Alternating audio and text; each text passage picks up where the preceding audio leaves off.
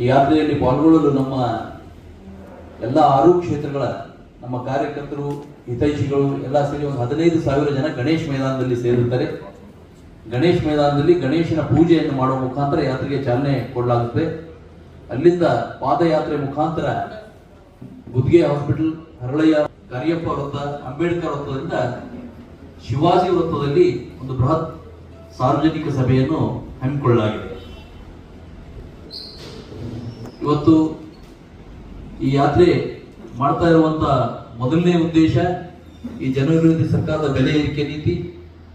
ಎರಡನೇದು, ಇವರು ತುಷ್ಟೀಕರಣ ನೀತಿ ಅನ್ವಯವಾಗಿ ಇವತ್ತ ಧರ್ಮಾಧಾರಿತ ಮೀಸಲಾತಿಯನ್ನು ತರಲಿಕ್ಕೆ ಹೊರಟಿದ್ದಾರ. 4% ರಿಸರ್ವೇಶನ್ ಗುತ್ತಿಗೆಯಲ್ಲಿ ಕೊಡ್ಬೇಕಂತ ಹೇಳಿ ನಿರ್ದಿಷ್ಟವಾದ ಒಂದು ಕಮ್ಯುನಿಟಿ ಕೊಡ್ಬೇಕಂತ ಹೊರಟಿದ್ದರ ವಿರೋಧ ಇವತ್ತ ನಾವು ಈ ಹೋರಾಟವನ್ನು ಕೂಡ ಮಾಡ್ತಾ ಇದ್ದೀವಿ. ಜೊತೆಯಲ್ಲಿ ಈ ಹೋರಾಟದ ವಿರುದ್ಧ ನಮ್ಮ ಶಾಸಕರು ವಿಧಾನಸಭೆಯಲ್ಲಿ ಒಂದು ಪ್ರತಿಭಟನೆಯನ್ನು ಮಾಡ್ತಾ ಇರುವಂತಹ ಸಂದರ್ಭದಲ್ಲಿ ನಮ್ಮ ಜಿಲ್ಲೆಯ ಇಬ್ಬರು ಶಾಸಕರು ಡಾಕ್ಟರ್ ಶೈಲೇಂದ್ರ ಬೆಂದಾಳೆ ಅವರು, ಶರಣು ಸಲಗಾರರು ಸೇರಿ 18 ಜನ ಶಾಸಕರನ್ನು ಸ್ಪೀಕರ್ ಮುಖಾಂತರ ಉಚ್ಚಾಟನೆ ಮಾಡಿಸುವಂತ ಕೆಲಸ ಕಾಂಗ್ರೆಸ್ ಪಕ್ಷ ಮಾಡಿದೆ. ಅವ್ರಿಗೆ ನಾಚಿಕೆ ಆಗಬೇಕು. ಹಿಂದೆ ವಿಧಾನ ಪರಿಷತ್ನಲ್ಲಿ ಮಲ್ಕಾಪುರೆ ಸಾಹೇಬರು ಆಗಿದ್ದರು. ವಿಧಾನ ಪರಿಷತ್ನಲ್ಲಿ ಆ ಸಂದರ್ಭದಲ್ಲಿ ಕಾಂಗ್ರೆಸ್ನ ಶಾಸಕರು ಸ್ಪೀಕರ್ ಕುರ್ಚಿಯ ಮೇಲೆ ಹೋಗಿ ನಮ್ಮ ಜಿಲ್ಲೆಯ ಒಬ್ಬ ವಿಧಾನ ಪರಿಷತ್ ಸದಸ್ಯರು ಕುರ್ಚಿಯ ಮೇಲೆ ಕೂತಿದ್ರು. ಅವ್ರದೆಲ್ಲ ಪೇಪರ್ಸ್ಗಳು ಹಾರಿದ್ರು. ಆಮೇಲೆ ಅದನ್ನು ಕಂಡು ಮನನಂತ ಆ ಸ್ಪೀಕರ್ ಆತ್ಮಹತ್ಯೆ ಕೂಡ ಶರಣಾಗಿದ್ರು. ನಾವು ನಿಮ್ಮ ಪತ್ರಿಕಾ ಮತ್ತು ಎಲೆಕ್ಟ್ರಾನಿಕ್ ಮಾಧ್ಯಮದ ಮುಖಾಂತರ ಕೂಡ ನೋಡಿದ್ವಿ.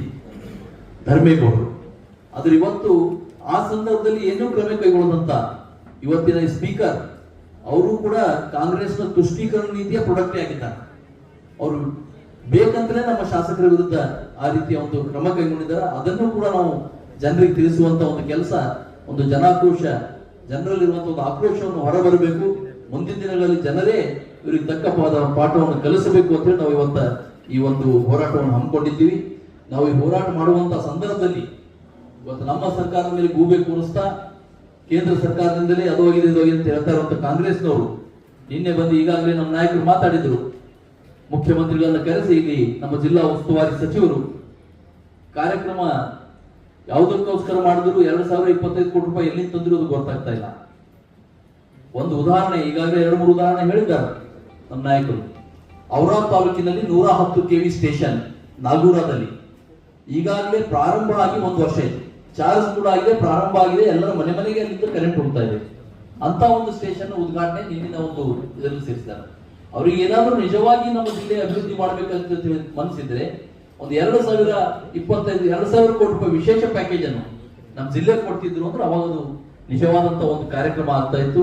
ಅವ್ರಿಗೆ ಕಾರ್ಯಕ್ರಮ ನಮ್ಮ ಉಸ್ತುವಾರಿ ಸಚಿವರು ಯಾಕೆ ಮಾಡಿಸಿದ್ದಾರೆ ಅಂದ್ರೆ ಅವ್ರ ಮಗನನ್ನು ಮುಖ್ಯಮಂತ್ರಿಯನ್ನು ಕರೆಸಿ ಅವ್ರ ಮಗನಿಗೆ ಹೊಗಳೋದಕ್ಕೋಸ್ಕರ ಈ ಕಾರ್ಯಕ್ರಮವನ್ನು ಏರ್ಪಡಿಸಿದ್ರು ಅಂತ ಅನ್ನಿಸ್ತಾ ಇದೆ. ಇನ್ನೊಬ್ಬ ಸಚಿವರು ಇದ್ದಾರೆ ರಹೀಂ ಖಾನ್ ಅವರು.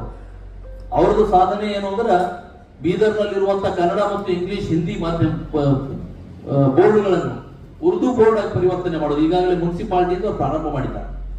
ಇದು ಅವರ ತುಷ್ಟೀಕರಣ ನೀತಿ. ಇದನ್ನೆಲ್ಲ ವಿರೋಧಿಸಿ ನಾವು ಬರುವಂತಹ ದಿನದಲ್ಲಿ ಈ ಒಂದು ಹೋರಾಟವನ್ನು ಮಾಡೋರಿದ್ದೀವಿ. ಈ ಹೋರಾಟದಲ್ಲಿ ತಾವು ಕೂಡ ಅವತ್ತ ಆ ಕಾರ್ಯಕ್ರಮಕ್ಕೆ ಬರಬೇಕಂತ ಆಹ್ವಾನವನ್ನು ಮಾಡ್ತಾ ನನ್ನ ಮಾತಿಗೆ ವಿರಾಮ ಹೇಳ್ತೀನಿ.